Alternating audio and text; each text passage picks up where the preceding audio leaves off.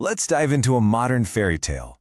It's a bit of an ironic story, really, all about our strange and sometimes kind of cursed relationship with money. So, our tale begins. This right here, this pretty much says it all, doesn't it? On the one hand, you've got a bank account that is just overflowing, and on the other, a lonely little dinner of instant ramen. So how does someone with all the money in the world end up living a life of, well, self-imposed scarcity? Let's find out. Okay, so let me introduce you to our main character. We're gonna call him the Rich Knight. He's the hero of our story, but you'll see, he lives under a really peculiar curse. I mean, the contrast is just wild. The knight has this huge, luxurious mansion, but his daily life looks more like he's totally broke. That ramen by candlelight? Yeah, that's not about romance. It's a calculated move to shave a couple of cents off the electric bill. His real love story isn't with a person, it's with the on-sale section at the grocery store. Now, every good fairy tale needs a villain, right? Well, in our story, the bad guy isn't some fire-breathing dragon or an evil wizard. Nope. It's actually a tiny, super anxious gnome who lives inside the knight's head, and his name is Vigilantia. And here's the gnome in action. The knight could just be glancing at a menu, maybe he sees a $4 salad, and bam! Vigilancia sounds the alarm bells, treating this tiny expense like it's the end of the world. His advice is always the same: go for the free option, always. You know, Vigilancia isn't just a quirky little character. He's actually the personification of a real psychological thing called a money vigilance script. It's this deep, unconscious belief that financial disaster is always lurking just around the corner, which turns every single dollar you spend into a source of major anxiety. So where does a curse like this even come from? I mean, how does a wealthy knight end up with a panicked little gnome basically running his bank account? Well, the answer is rooted in a pretty specific kind of trauma. And it comes down to this really powerful idea. You can inherit all the anxiety of financial hardship without ever having experienced it yourself.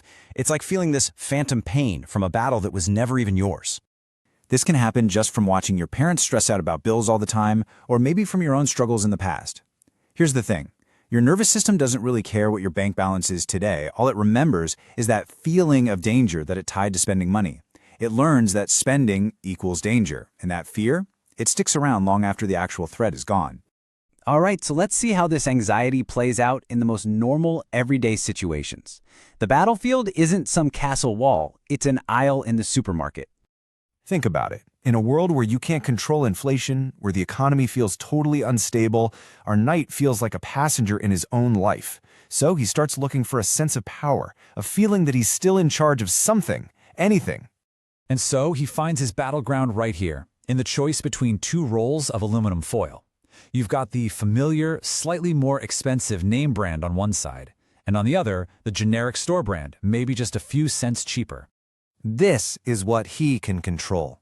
Choosing the cheaper foil, it's not really about saving 70 cents. It's about the psychological win, that little hit of dopamine you get from feeling like you're in command. For just a moment, he feels powerful. He's the pilot, not the passenger. And it's all thanks to a choice about aluminum foil. So, what's the lesson at the end of our weird little fairy tale? What's the moral of this story about a rich guy who acts like he's poor? It often comes down to a scene just like this one, washing and reusing disposable plastic bags. This single image, it just captures the whole essence of the curse. It's a behavior that might have been necessary when times were tough, but now it's become this meaningless ritual that's just fueled by anxiety. And this is the real tragedy of it all. The very thing that once helped the knight survive, that intense vigilance, that obsessive saving, has now become his prison. The strategy that helped him build his wealth is now the one thing preventing him from ever enjoying it. And seeing that prison, that's the first step to breaking the curse. The real curse of Vigilancia is that life just passes by. The knight is so busy protecting his treasure from some future disaster that he completely misses out on the present. He is absolutely surviving, but is he really living? And that brings us to the final question, one for you to think about. We all have a little bit of vigilancia inside us, right? But the question is, how loud is yours? Does your inner gnome get the final say in your choices, even when you know, logically, that you're perfectly safe?